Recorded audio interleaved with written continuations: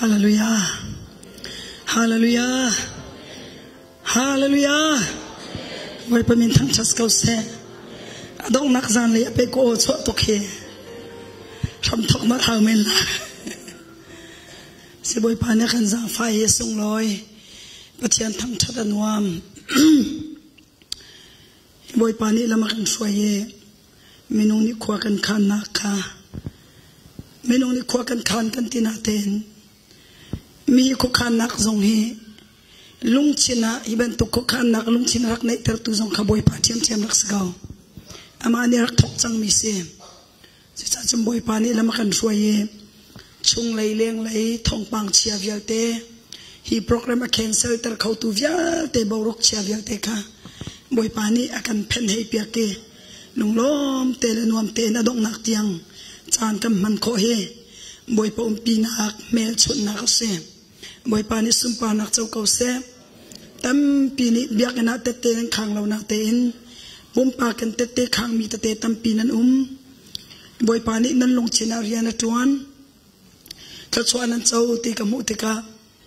Ke ma zong kai lom. Boy pa sina thang chat nak vial te ka pe ke. Sum pa nak vial te ama sina ka pe di. Boy pa ni ka chuan nak empe na se lo. Pathiam bia hi chu thong to ke ama pathiam bia li na ne. Abia chu felte na dir kam. Van ro le hor ha ni. Valai ki anhon terban tukin. Ruwa chu valai asur te ka akirti lau. Valai cha a non nak ape tu thai chi khepter tu se. Chuve ben tukin kabia chu atlak te ka hin. Katha te ka along akir lai lau te. Chu cha chum boy pa ni atu thai chi kan tu atu baka khepter chol mi kha. Karu ar se boy pa tha chwa se. Boy pa min thang chas kau se. Atu na keuri lo na te in. Ruati ni avan chia chu ama e. Tom pala amir hong chok te ring mitam pium ko lai. Chai cha tia chun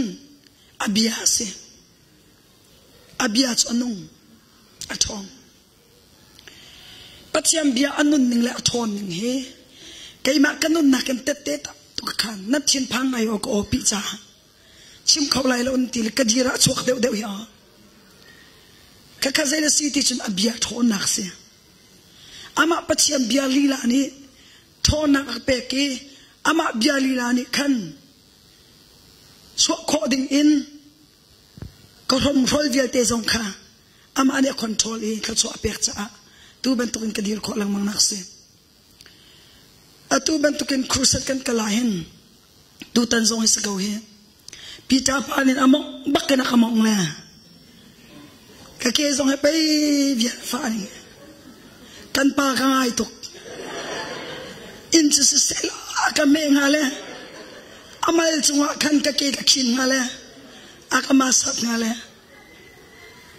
Akamok kama. Kamba pag makin kacang casok sa kuti na le. To bakan no na le. Kan liman lalaw ti pag le. To pala hotel akat siapa ken kacu sa ta kong laklak ho katiyoy. Katho man huwahalaw. Amok bakit amok na. Asna ang sulak zonga sumboy pa ni thona ka pek tiam. Chupat siyam biya thona kasi. Itu tana boy pane kan sang fai krifa buna. Patian nandu nan haltok mi ka boy pane angal. Alan kan in krifa buni kanan rakcham. Chulok silawin zang kat na zong kachimchang kan pastor pane. Phone evan kachoni ni thumte ka member cha le. Tutan Crusade cha hin. Thacham ve kauning ka pumirem vening katiye. Ni thum chung tu hirol ka ulso amati. Katerol ul nak te kha. Apum ay shem nak te kha. Boy pa ni thlo chwa mi se. Boy pa min thang chas kau se. Nan te kau chang he. Rol ul chat nak chumu. Rol ul thon nak amwal nan te chang cha khan. Chichurak ka law to mabak tampi nan nei he. Crusade ra thlo ma lai o. Chemo ministries on ra lai. Tlom pala women conference on nan nei lai. A program so long sin thatok nan tila le adi ko lai. Nan thai par tak tak chok lai now. จูจ่าจนขจำนักเฮ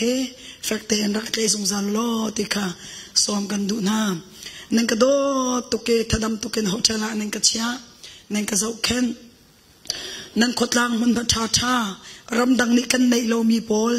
นั่นลุงกัวโดโดเลยนั่นฟิงกลางเลยนั่นขดโดนั่นกระจุยปีเฮนั่นกระหูเตอร์ดีทอริสนี่จมไพศาลตุกดีอินอันหงหูมีเสไกจูไพศาลฟังคัดมันกะเลียมฮาวลวินน้ำมันนี่นั่นกะเลียมเปียกดีอินนั่นกะโกอีเอียร์ติเกตนั่นกะจอกเปียกเกโฮเทลท่านั่นกะเจ้าแค่นี้กะเบียกเตียงอันปีเตอร์ปาแล้วบางนี่สิงกะเบียกพุทธิไอจูตุกนักะไกมามันนี่กะเสียงว่าฮัลโหลกะที่มันแค่จูบักรักจูเลยกะเบียกบักไอจูเขาจะทุกเตียงบักนั่นกะโดเตตูจิงะท่ากันจำนักะกันเลียนนักะเมรีนูนานี่กะเกให้กะโตลลิงเตนะกันเกกันโตเสียงพรังสิตินนั่นกะสิเยอร์ปอตะกรักพานีบอยดอนนั่นกะดอนปังปาร์เฮมิรังปอลขันขวบตุกะมักตุกใจริมัลสิงห์กันดีละเลยกันขวบไปพูดเอากันที่มินิชนอามาจะที่จังเฮกันขวบแบบติสปอลนี่ขันทบชานลายขันรำกำไวลานทีเลย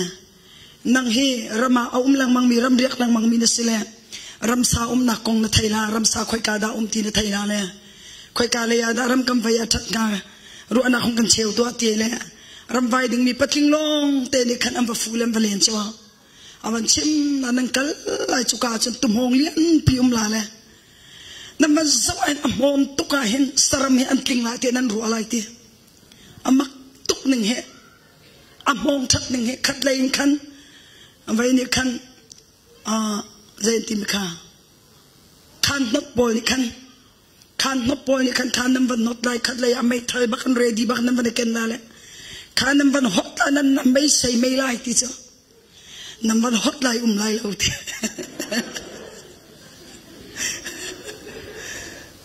นั่นไม่จะใส่ทุกไล่นะแต่นั่นฮอตไล่ไล่เราทีมีร่างพอดีขัดใจเขาเลยสิงหาเตียนกันรู้ไงล่ะเตียนมีนุ่งเลยคำจนใจมันดีกรีกันในเราใจมันขัดที่จิตออกหลักกันวลัยบอยกันสลาวเสียงพันเซลบอยปานันโดดนักค่ะ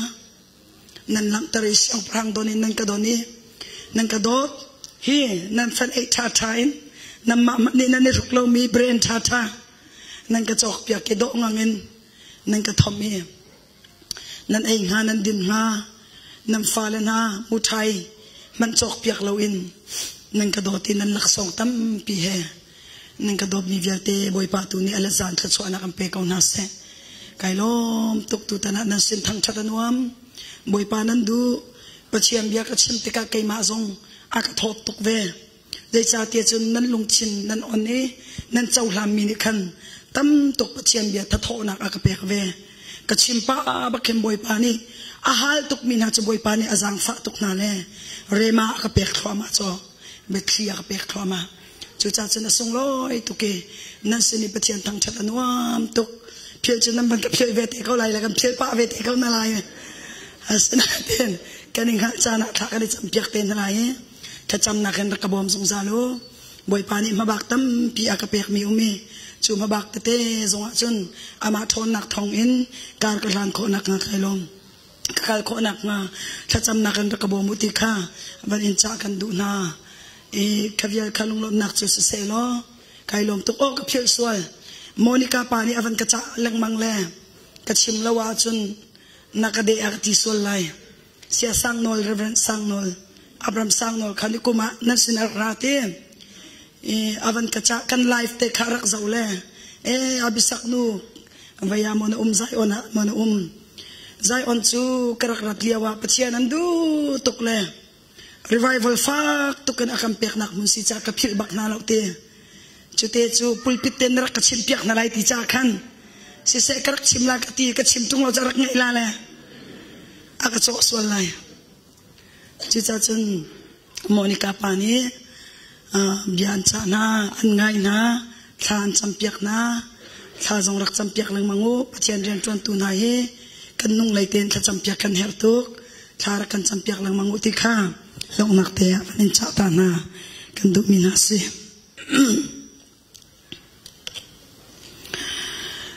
tu sana pathian biai ro usiti kadu mi chu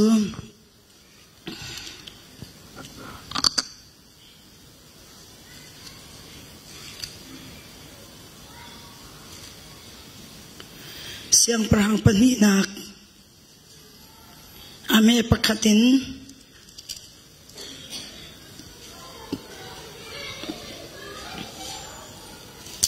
lay sri lay riat nak tiang ka ayak ning na chimtun ka simlamo torel lai lo a chimtun ka simlai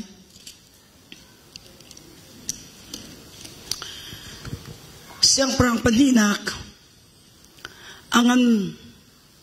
siang perang peninak angan pani ame pakatin Eliza ka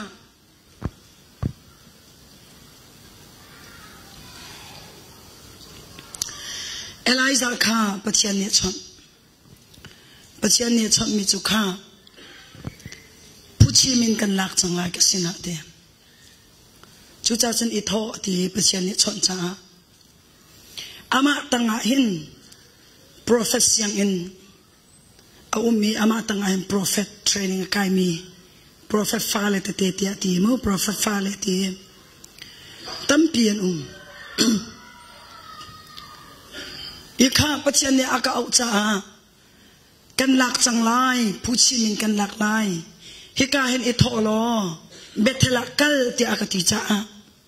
kai tho lai ti atina I ama ne niam te in ama ni volaya prophet dian atwan chung vial te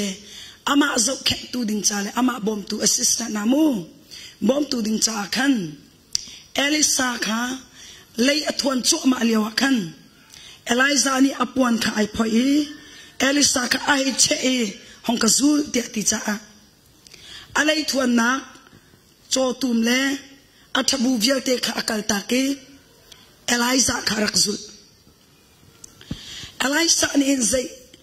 Elisa ni hin zaitin da pathian rian tuan arak thok tia chun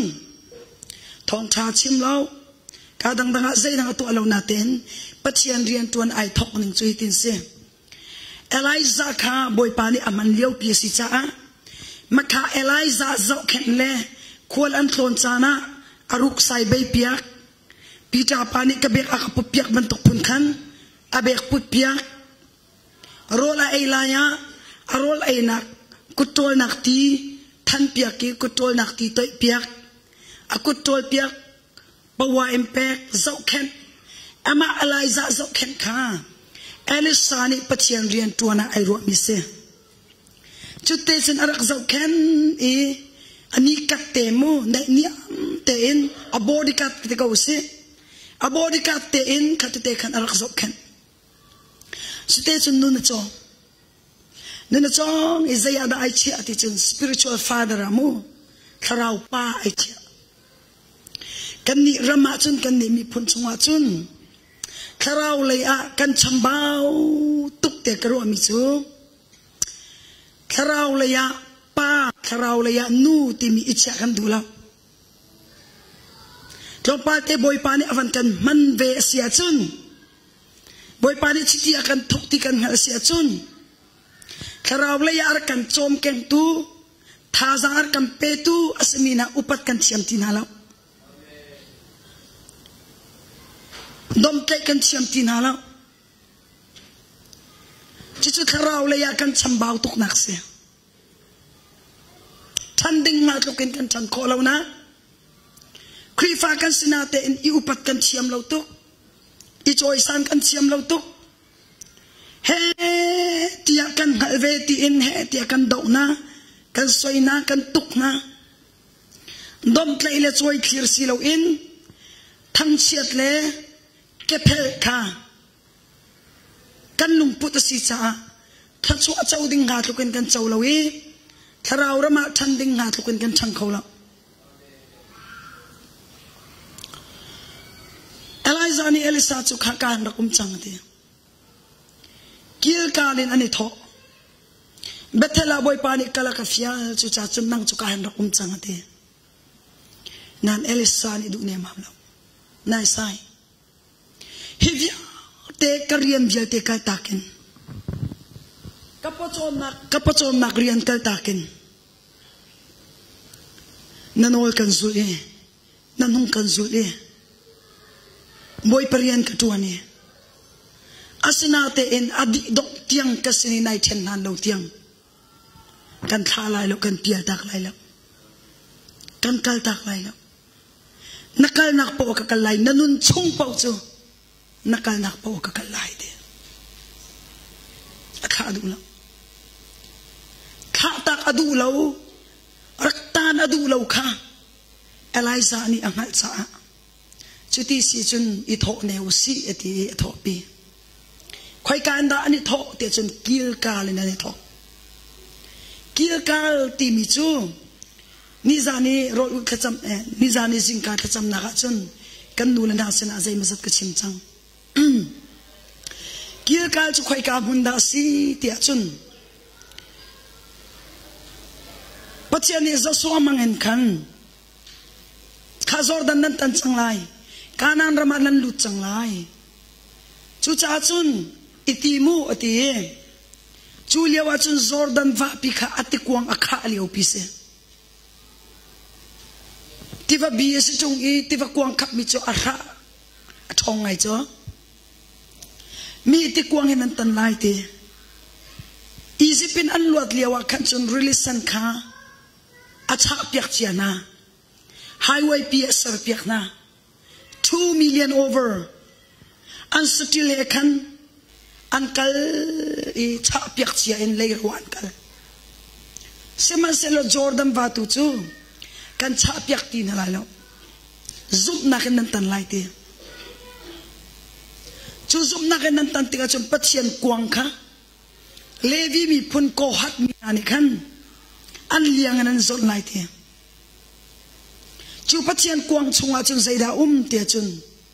Aaron tiang thun ar chok mi kha makaka an chia kum som li chung vanin jing fatin te mana rak thak mi na mana kha sui kheng an sari machu sui kheng chunga chun khum I machu sui kheng mana kheng sui kheng chu pathian kwang chunga chun khum chi chu mausat ni sinai ka nga lung thar pani in nol bia pra vlak mi kha pathian ni ama kut bakkan atial mi nol bia praka chulung ka panhi chu pathian kuang chun san thil phun thum chu everything ti min khan pathian kuang khan sarlai suin nan hutlai abing nan silai everything in khan nan sailai patling palini levi mi phun pathian rian cha a khai mi levi mi chu chau vawon nei lo rawat nei lo pathian ni rawa phop mina chu arian thiang tuan ka se chu cha chun chu pathian kuang zon tu ding cha chun ami zai pau ni nan zon lai lo levi mi phun kai mani karian thiang tuan tu ding cha kai khai mi na levi phun chung long ni an zot lai te chu levi rin sor chung mana chun avan thairi na ko hat fin sor pol kha maka ko hat sin ni khan an liang nam phur lai te chu ko hat binani chun an liang nan zoni Jordan va kha am vantan bak ken khan tiva kuang kha chak thro ma lai de chak thro ma lai chu ti sin kal lai nol apek na ding ani zoni an kal tiva lai am pha ka kin pathian ni nol hai pe ke kha pathian kuang pu tu na kha tiva lai ya dir na se lo mi pi andi lak 2 million rang lawas mi kha andi laken an chu put kan lo tiang kha tiva kuanga zon na se le dir na se te nam mi tama ai soi manolo an liang ai chan lo men la chu asang da unan lai niam da unan lai chu ne pa an lai chu khavial te minung 2 million rang lo an kal tiang hai nga kha har ngai men lai asina tem boy pabianing in nonan ngai nerlang mang in chu pathian kuang chu an dir pi yandi lakin an tanem ban chu ano khan an ban chu an khan pathian ni Joshua kha achon thani ti mi chu kha Israel mi na fin lai mi chung in an khoi tu na upa pa po khachim na lo tu na I Jordan vakwang akan vikir na se lo te tu na ibak ke levi minani an liang an zoni an lam no mi an ke pha ilung kha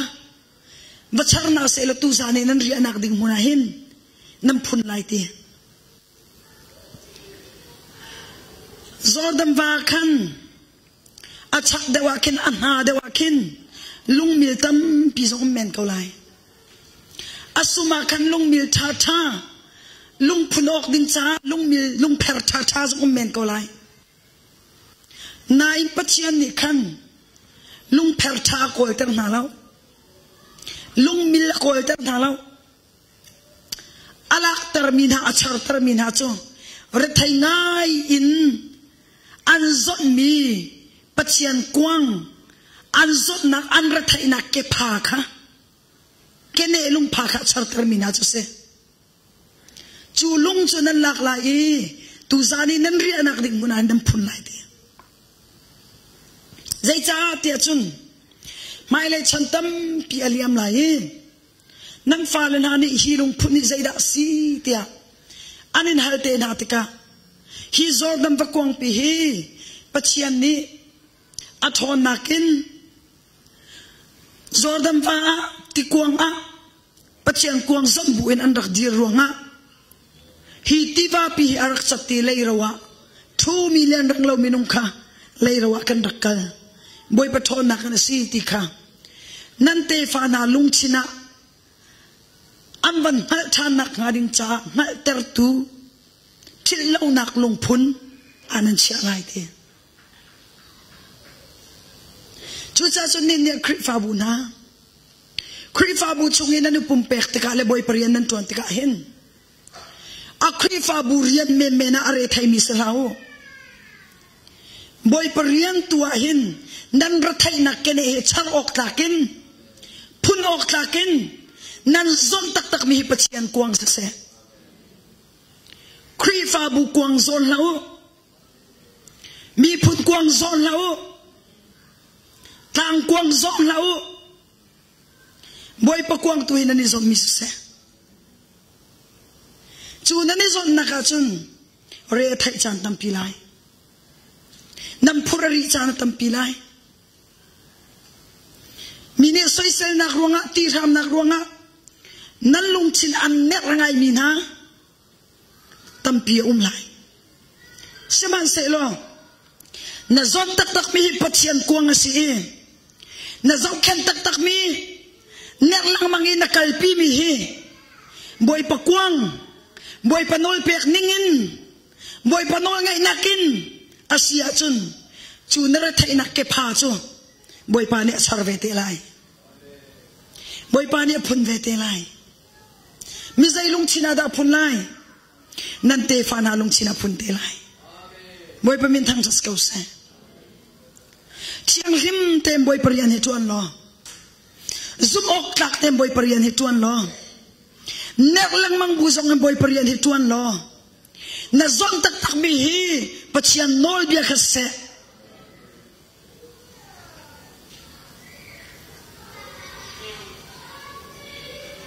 tu zana nam phun lai nan ri anak ding munati suka an ri anak mun sukil kala se lungan phun tiang long azalo boy pani sai da fiari na ti achun nan suar parnani tan lai ti tek lung khala lo tek lung khata ti tek lung khata lo pa pau pau hekaram chari Egypt nan chwa tak no e lampia chwak mina pa pau pau chor par tan ri lo mi pau pau kha an chor par na tan nai te e ati lung chata te tek lung ata te a pau pau kha an chor par tan piak na chor par tan chu nun hun hon se chu an chor par cha van tan bak na khan pachian ya chot mi chu zai ra chi te chen zo swa nen ni ri thok hen Egypt mi na ni an rak en naw tat nak na fiel chuk chawa an rak en ru anak na nan chal lo tiang en purit an ken kit mina nan ra thai nak vial te anen sok te nak na anen ne so nak na vial te kha ni thoken ka ri chang te boy pa min thang chas kau se ni ri thoken anen ne so ngam tin thangai lo te ni ri thoken anen zom te ngam tin nalai lo te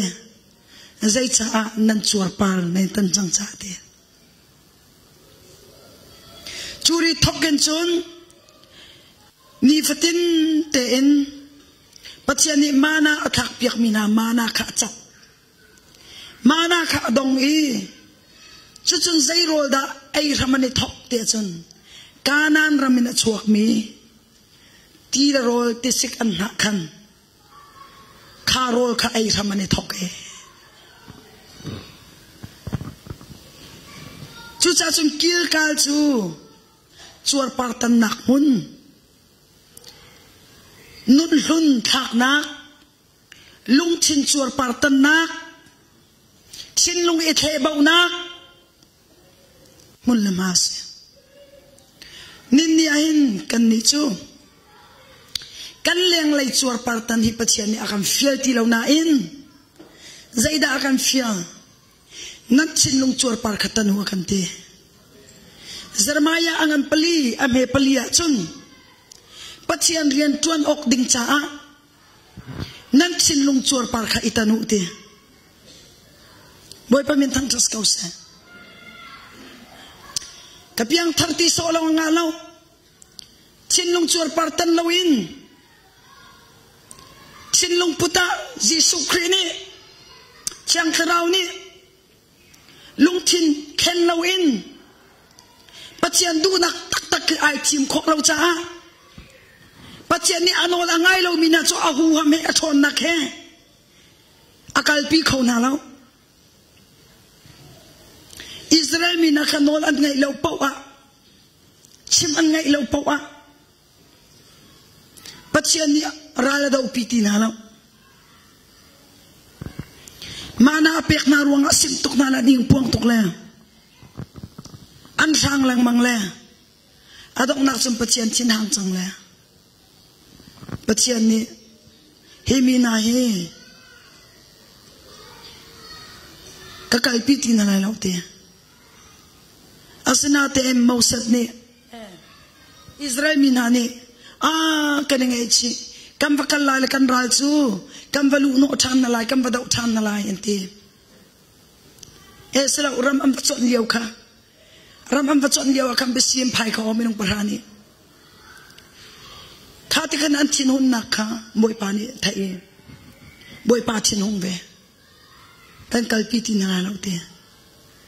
pachiam bi am thai boi pa ni alung chin achin hun nak avan na tar na te anengai chi thani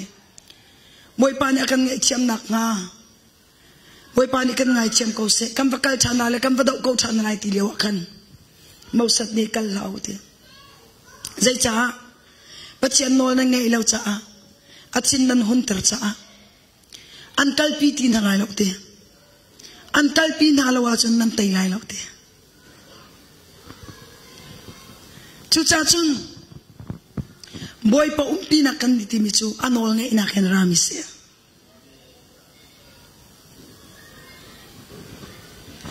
chu cha chun anol ngai lawa chun kan chin lung chuar partan lawa chun kan lung put kan khorwa ning hi ama chiang kharau ni akan khen lawa chun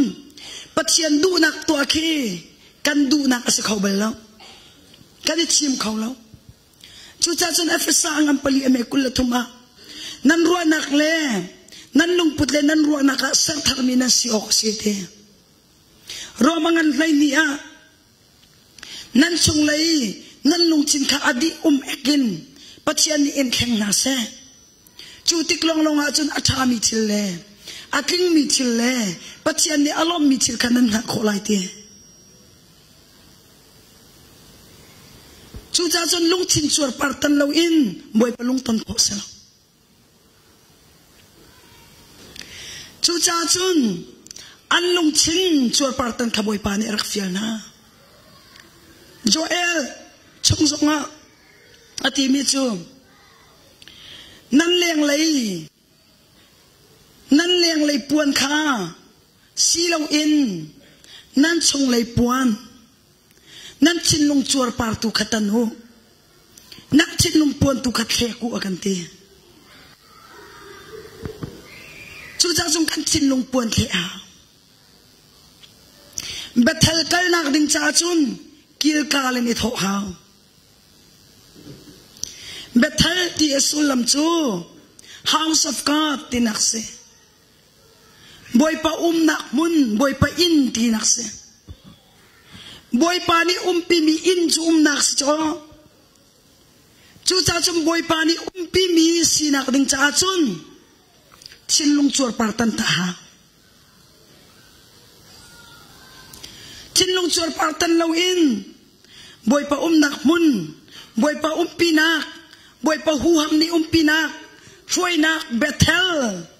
rama phakho sela tharau ram kan ti mi adot dot dinakal pol ni akan chompiak tharawa bote tharawa ngakcha tharawa puiking tharawa raka dot li na kan champiak ngakcha bote sidalo in puiking si kho sela puiking in nu la pa nu chungen kan chuak la bote kan chuak na te in bote asepeng la bote in athan ve hao chu cha chun lung thin chuar par tan lo in Bethel phakho selo tharau rama hin phek la na lo adot dot te in kala hao sikan tanga nol nga inak tanga kalahaw kapyang tharkaw ti du pa utlan salaw du pa umasalaw masrem ning pa umasalaw mahuwab nak pun pa wa umasalaw boy pani adot dot inakan fuay Bethel kakalay rakum tinay say alisani kumlay no kazulay sinese eti apan hirang kalti Bethel ampan chua chum Bethel kuai ummi prophet Paul khanra thong pang khan rak thai di be cho kha Elisa na boy pa hi tu chuna pachian ni asena puchim alak lati nang hal ko lo mo ka ngal ko dai ten ko ti anong chi phei chu kha na su lehi an kal tak tung la le nang ma pi longen nakal khau te la mo ti khito si chu anong chi phei chu asuna te en Elisa ni ti mi chu ka thai ko na nok lao ana tung lo ana thai na ke ai veng tu achin lunga ruwa nak thalo lung dok na lung otom na lung sin na ti na phan na nak ngalo negative khatam pi ana tung lo nin ni tharau rama karnal anak ding chahin negative tam tuk na thai sia chun chuni chun zup na ki karnal anak ding khatam tuk an don lai so isel nak tampi mini zai tindan kan tinga ti rong rangka nana na tuntuka chun tharau ram ikarnal anak kahin tam tuk an nursun lai nalampa manahin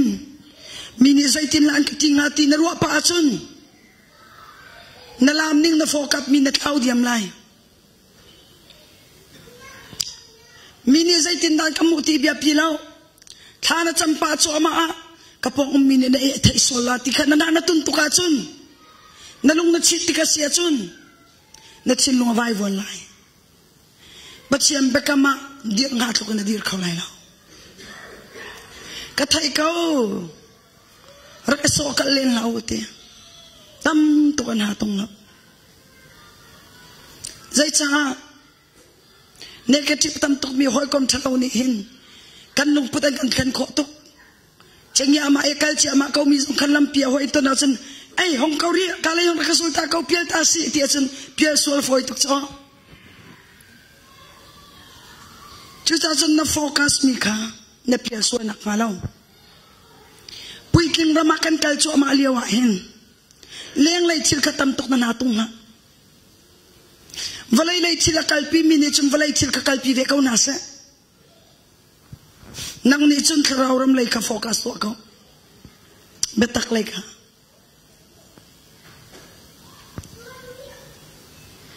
ka thai kau te betal chum phane Eliza ni chun kha Elisa boy pani betal tiang long ka tilo kal thana ka fiel betal in Zerkawa la na ka fiel chu cha chun rak tang chang te katang lai lo nanun chung pau le boy pa nun chung pau pau chu kan kal tang lai lo hong ka fiel la te sine se ti ani tho tha ani tho e Zerka umpan Zerka chu khoi kam hunda si kan thai kau kate zo so chan lewa Zerka uni chun Israel minani khin kan rami ampalai kan khwam palai ti kham phang le anti tukna le achunga khan an ra khom le chiran rak thir cha achiran rak thir an how to an kul vam chu affect to affect ka hay ni acha ai hay ni fit chitluk bakan asangi acha mi kul how pi chunga khan ani er kum ko minung tha jang la riam nam chan azai tem an bau kho ding sela khaliau chana chun atu ban tu ke moto thang le tha jang lo minung kut bakin tha jang bakin rak tuam mi azai tem ni minung tha jang bau kho ding sela pa kho ding sela asanam boy pani Zerka kul how pi chu zo so chan lewa khan nan chim lai rak ti ko cha nam pal lai te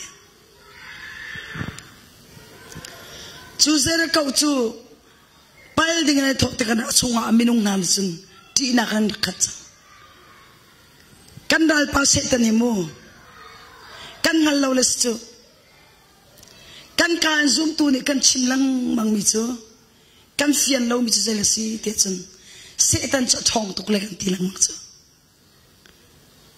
nakan zai tik mana Satan a thong tuk ti rak chim ti la a thong lo Jisu ni alu ri chang mi se le thon nak man nei lo ani chu a thong lo na in mi rak rol mi li chim mi fir si cha khan zai tin da ka len kho na lai ti mi thi phai kharian se atak la ngai chun nang ma hiar kan ti tuk chu nang ni nang hal ve lo le Satan kan ti tuk be nang ma anti tuk chai na chir baki ar chir mi kha ka chir hi akang hal sol lai ti ka phang le do zai ma mu ko lo ding phun kin ai kul ter le achunga chuna chir nak chir chu nakan zai tik mana Satan a thong ti chim ti la chuti na chim se chun Satan ke do tha jang na pek si chu na for si chu chu cha chun Satan chu rak tan ti la mi rak rol mi li chim pa mi dep de pa rak ti lang mang amwe rak phok lang mang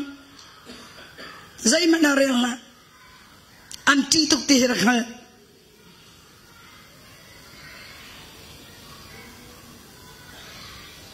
zai cha ti chun Jisu Christ na do valai ka tai chang ti chu hallelujah ka tai chang ti no ngai nak vial te ka pa ne ak pek di chang ti kai ni kan pek chin na ti chu khochia ka pathol wa kan ti le do kam ma no la kan pek mi ka kan hal ti lo le Satan ka kan ti chu a thong tu kam ma nak thong de wa kan do chu a thong de lo chunaki atong da umi Jisu Christ karau ni umpi minasi khazai tak mandak pil hallelujah hun marak pela James ni akan chip khochia chu thol lo anzam tak na ti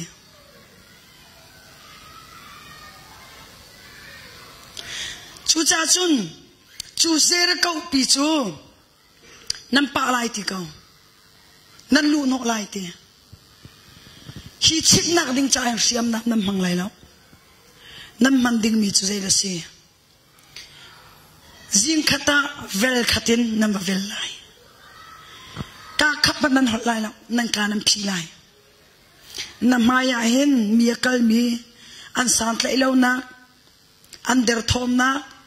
an lam kal ding na ai do de lo mi soi ok na mu mi ko lai na te na ka phit pakap man non la ai an ku chu tha bak si ti jong chim la ai sang tu ke ti jong chim la ta kap man non lao dai te en nan he lai vai khat nan he lai nan loi ko lai ti thai singa kan tu than lai ni rukin khot lo baken nam vel lai ka phi nu na chom piak na mu mi pau atha ti mi pau aman ti mi pau chin ke rai thata kan ruwa rai thata hek nak zon chu ve na te in be mam pau chim oxelem la mi san tlai lo nak ader thom nak kha na mu mi pau kha ti chim oxelem la hi zona chun ani cha chambau ngai ve hite hi zon te cha tam tlin lo nak se ve hite ti na nga khaza nang ma nai ven thiam nak ding cha le kha cham piak nang hal nak ha ding cha se na kan chim len haw la ka phi no na chom piak na ani sri nak tuwa chun te vel sri in nam vel lai a vel sri nakakan kang boy nani to torot mukau pika chu mukau pi chu vu am van tum voi mai te ke o nam van thai bakhan o khatin nan aw lai ti chom charoi lai in selaw ma du ning pau selaw atua hallelujah ti o khatikan oi ban kan aw ban tu khan o khatin wow nan tilanan aw lai chuti nam ban aw bak kan khan ka thon na kan kai ma ni kan chim piak na lai ti boy pa min thang chas ko se nol ngai nakin ka phi nu nan chonge mi kin lo nak mi chambau nakha adi sum le pachian flor tu kha okhat in lung rualin tin mi khathe am van au ti baka kam boy pathon nak chol kamai thok hallelujah chu baka chun an ma tha jang an chim hawlowin boy pani athon nakin zaitin da chim nga makha maktu lima ni nga vani mo atam bom ban kha nga kanghal achim phut ko chu baka chun zer kau chu an lu no le ran cho tam pin la ka chu cha chun chim ka du mi chu zai da se kil kalin chinlung chuar par tan nakin boy pani ai foi mina boy pani a pi mina chu chung le ya thiang kharau ni tin te si kan tang a roina chim ding chim loading a chon piak na tua loading a chon piak na chu nol chu ngai na chiam tika chun na cha vam pang pi ban tukin lam lo tian da ruwa liao chana boy panol ngai nai chim se chun na cha pa chian khalam salai minung ni to kholo mi boy pa cha foi tu asuna ten chu tukim boy pa a foi til khoro har to tu pa chian asuna te in zai cha da kan cha alen ngan na ki ai lang kholo zai cha da ai phun kholo boy pani ni tin at siyang karaw na kan chompiak lang mange ka fai chu thalo o isum o tuala o tila o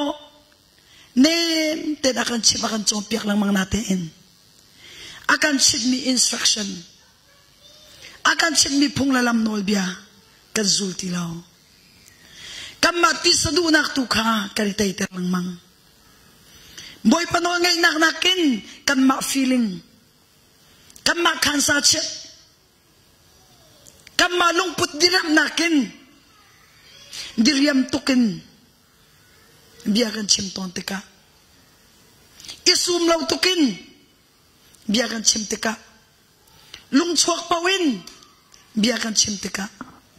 boy pa kan chunga ai lom ton law le daw piak ding ha zero ka upi vam pang pikha akan chim piak ti law tika chun kan ma lila kha maya kan phong khau ti law le bekam ram chunga na chuak mi kha chu anak ram chunga kan lut khau ti law pen nak chung tak tak kan kal khau ti law zero ka chip law in chun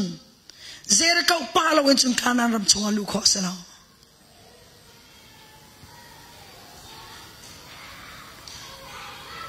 tharaw ram kan ti mi tharaw nun lam thuan kan ti mi chu adot dotin umi chu adot dot te en na palo siya chun dairakin bo te en puiking si kho salok chute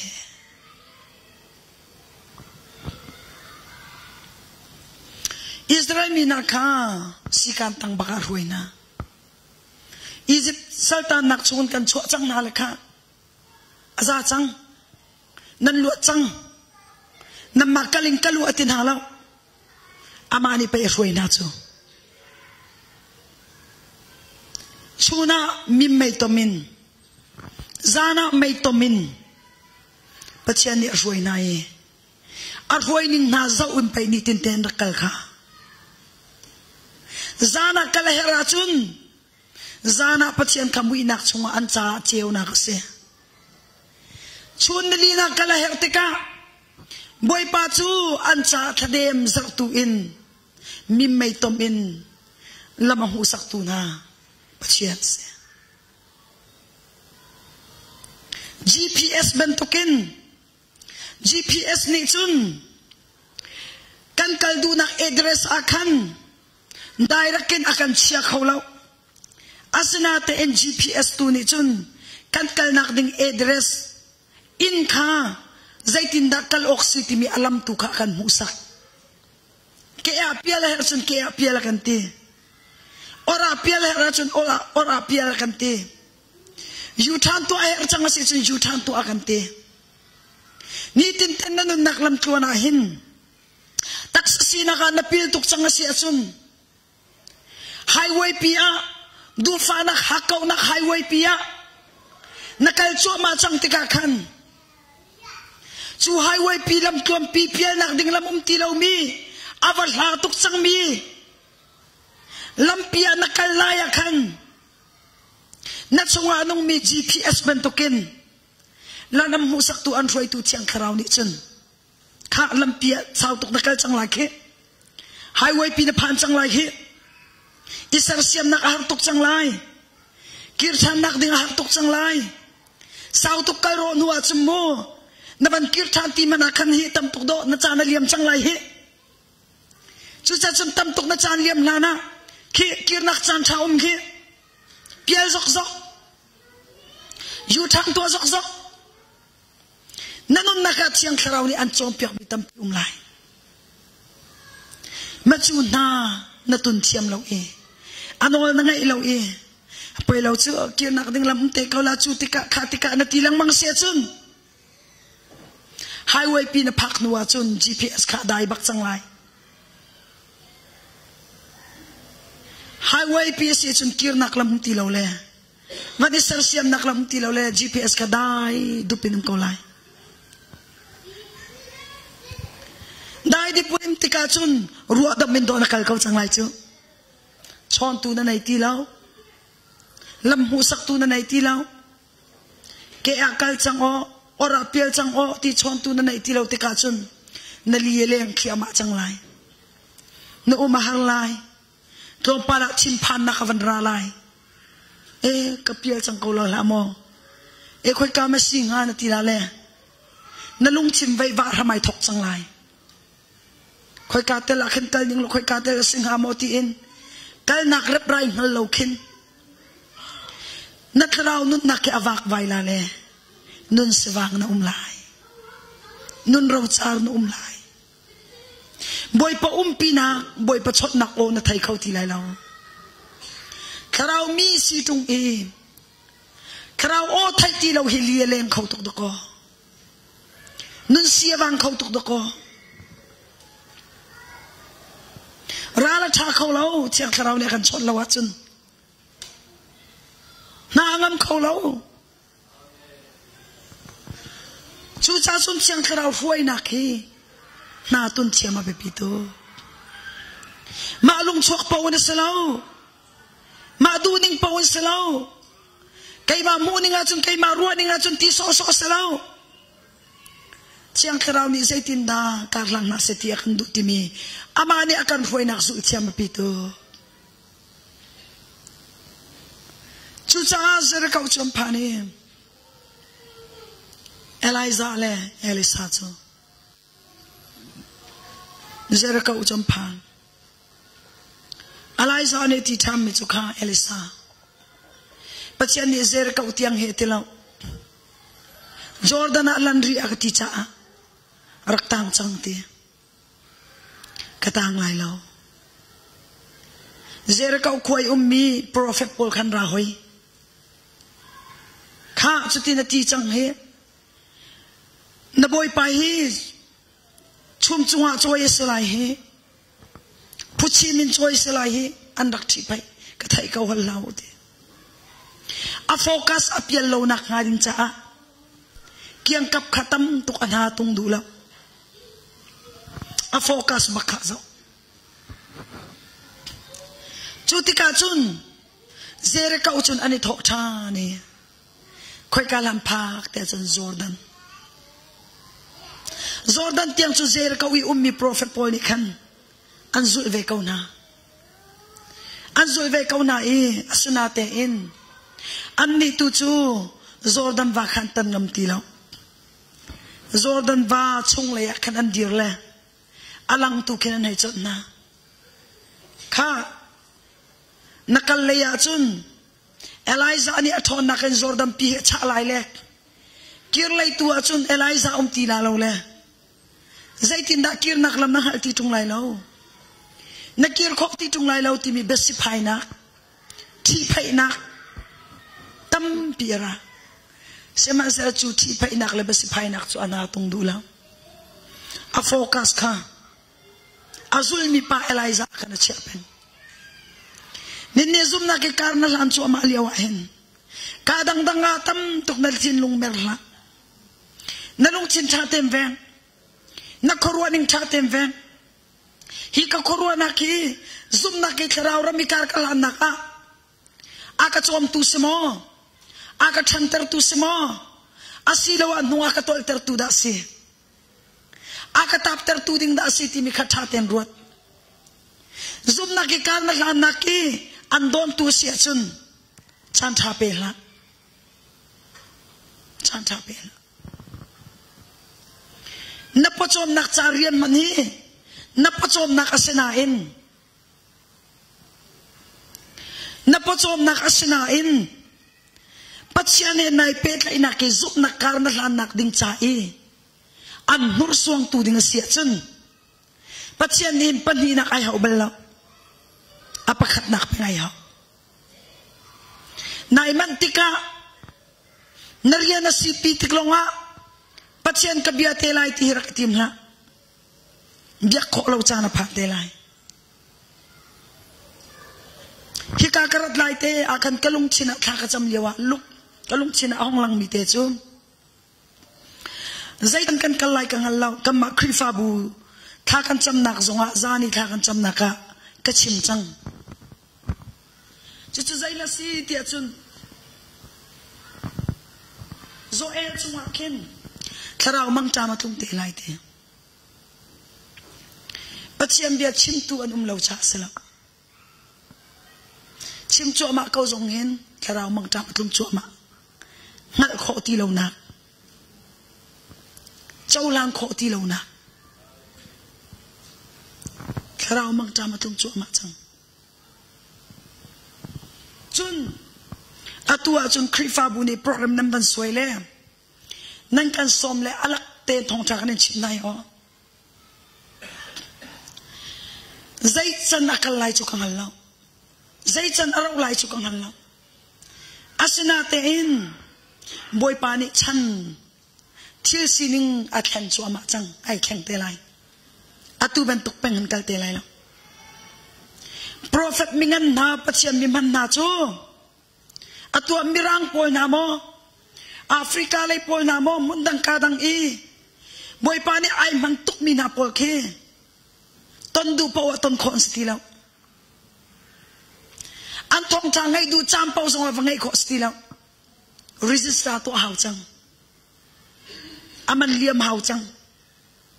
Vafu hao chang. Chu cha chun chan cha na ngay liaw hin. Isar siam nak chan na ngay liaw hin.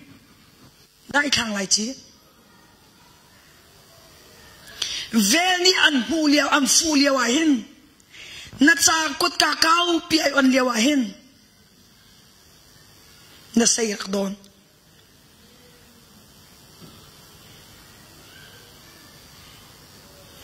Nalung chin rak doon.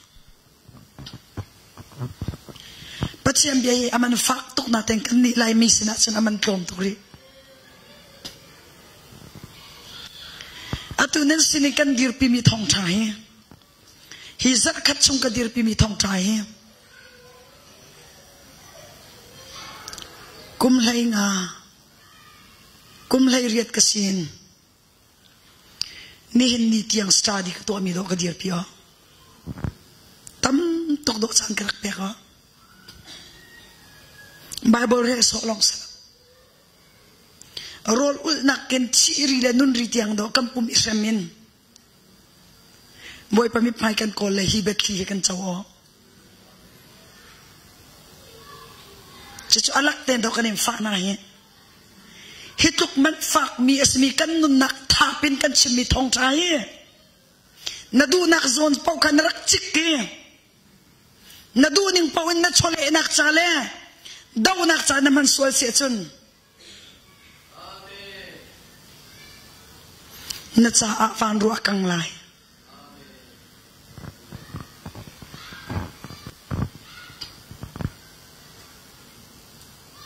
Na cha a karaw mang ta matlung lai.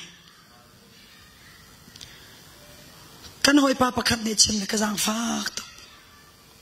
Pian thare ka du tuk ve ko natin ka piang thar kholo we ti. Amit khibak la.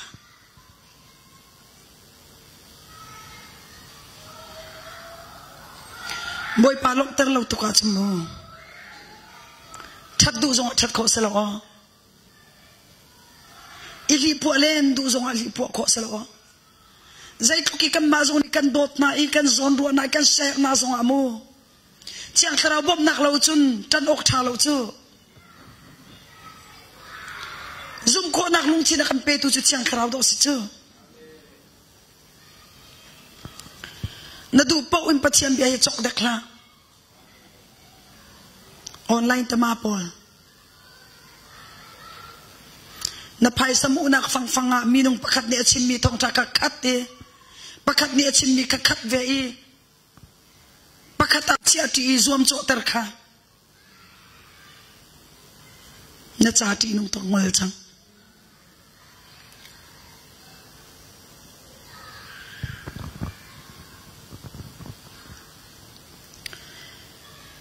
Pathiam mina ne thong chan chim ta hin. Zana itlaw na empe. Pathiam betli mu nak ding cha hin. Am mit lien thak le. An chanam pek le mit ku fe lang mang in. Ther lang mang na gan dir chu. Chu cha chun.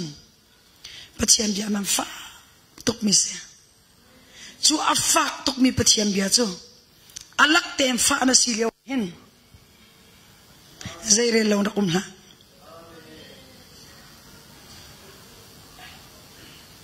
chaulang khor ke zo chu cha chun zara ka wan phan zara ka tiang za boy pani Jordan tiang la nakafia Jordan chun lan Jordan va chun Eliza ni khan apuan kha alake avan chaitika ai chewla panin leirawan ka ankal kawi Jordan vral chun pet Jordan vral am van pe tika chun Eliza ni Elisa chitimi chu kha kil kalin nakazulang mangi Bethela Bethelin Zerakawin atu Jordan tiang zapi ni chelang kan zungam lokhe atlangan kan chonke zaida an lote ngatin kan chonke chulaka nang chu achuan tu silawin azul en nakazul tikahin zaida kan to piak lai Elisani timichu na chau mi tharau let ni he chau ka du te adu fak to tharau rama chun adu fak ko na hakaw se tak sa cha manapay kumsom sri kumsom riat long ang uding mi cha manapay kan hakaw to ke te chim fa par chang thong khat yang angu ding mi cha na hakaka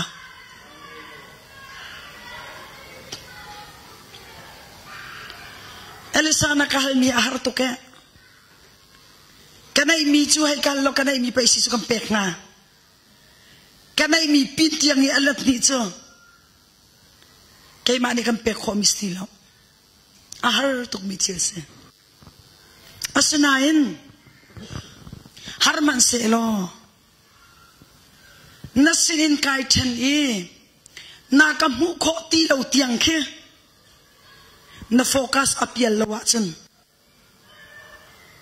kalau tiang bakhe na kazul kho sia chen minung lei kam in to kho mi selo na te en chung lei in boy pani to piak na selai I ready tuk chang Elisa Jordan ni amu sak mi chu ramri tak saramri le tharau ramri se Jordan ni ka lai chu tak saramri Jordan ni ki ka lai ram chu tharau ramri Joshua le amina ni anak tan liao zong khan Joshua khatlei Jordan khatlei rakha kanam ram chunglu nak rakska chucha chun churam ri pallowin khacho anak ram kanam ram chungalu khosela chuka tiang chu amphane chuka ram ri chon lo churam ri an lot nu bakka chun do zaida na du mi si ti ka hal mi si chu let me thrau chile harsunate in na chinin kai than tiang na focus apial lawa chen pek na salai I ready toksam bian ve ro pa cho am van ro pa khat lai ken am van chot ko na ani ni chun Eliza bakka focus to ko chubaka chon ro lo pia van bakin puchimin rang leng le mei rang kha ong tum thu ma ke van hu ko aze ka boy pa rang leng le rang mai king avanti chubaka son Eliza chu puchim chun dut choi ko van choi hai zau thu ma ko we amit avan dok baka khen Eliza ni chun apuan ka a prophet puan khoro har chil tampi arak to to nak zordam vazong achana ka apuan ka avan I ho le Elisa sena van thak Chuan Elisa ki tia puan ka char chol lam zaila to ta tia chun amani I can mi puan ka alaki kheta akhe I alon chunu asan chung lein atlami Eliza puan ka char rakhe klase lo apani kan iken se lo so me na aman nga Eliza puan man ruati liwa kan ama Elisa puan karak tukswala chen raklo bak ma cha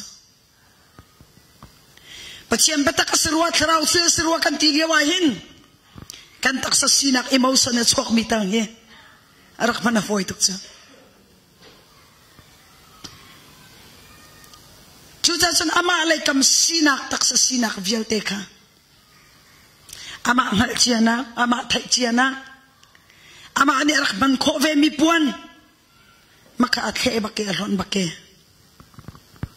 cho me en kara han sual nak ngalo chung le in raklami Eliza puan long kha man ok ding cha ama alai kam puan kha the chu puan chu ai lake zordam ba chu an lot chang cha ti kwang pi chu ai sat khat lai khin lang boy falen ani chu minong som ngani han dak cham ko chu liawa Eliza puan chu lake avan tom van tami zordam ba chu khoi ka da Eliza I pachian chanum avan tuk te ka chan zordam va pi chu cheu ni ai cheu zera kau chunga aluta chuti ka chun lang boy kan sve kau kan itluk kau kan khat kau nang hallo mo na boy pa ke kal la lekhe zai men stela lo he arak tim hin hani kan an vadoni amaya an kun noi boy pa kan khwa he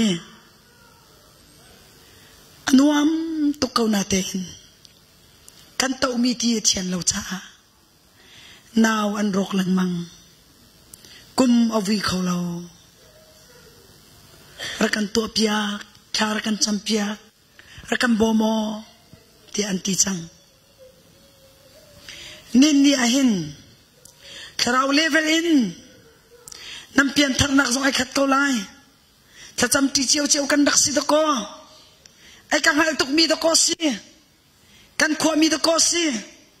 siang kai ti khat ko kan dak si ai ka thai tuk mi do si chu anan ti ko lai na te in nai ti mi ne focus ka apial lawa chun fek te in boy pa ni an tim yak piak nak tiang taksaram ri re thrau ram ri tiang chen nak zordam banalon te ti ka chun ne khat kam chi ha tuk mi masi kau chu an ti min hani khan ei zai kan ti nga thar kan champia an ti cham phan te lai hallelujah katha zang adar tukle nai rong so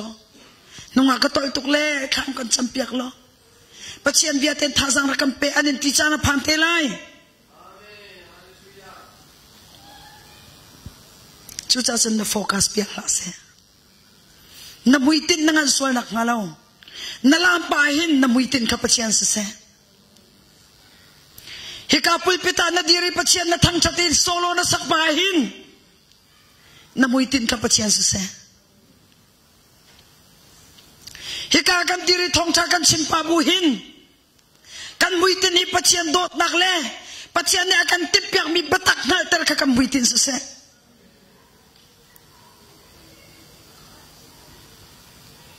na chinung pya ta la na lung chin ka tha tem ve tharau rama chun adot dot in ka han se na tha thula đại khang la na huam chan longa kha chami thola na lung tho chan longa kha chami thola nai man chan longa bible re kim la fek te en adot doten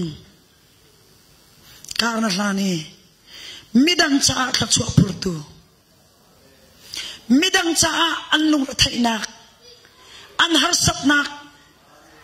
an ra thainak chong khau tu na si kho nak ngaring cha sun dai thang la fek ten kan lang lo nen ni hen ani te na chu chun do si ve kau chu ai chim la chu do si kau chu zong anen ti kau la ya poi lo amma tuk chiu chiu zong anen ro kau la ya poi lo asina ten kal kau khalai chila kan tam tuk nan ha tung la nai tip mi chu na fu mi chu chiang krau thon nak he zai tung da ka kal kho lai midang cha zai tung da kha chu phur tu ka si lai ti tu kha na mui tin se thon nak her kirti ka chun zer kau khwa achian tar tu kha boi pa umpi nak thong na ko se chiang krau umpi nak se chu cha chun nin ni a pachiam bia he amara fa to mi se nanun nak pe kan rak ichok na cham pe kan rak ichok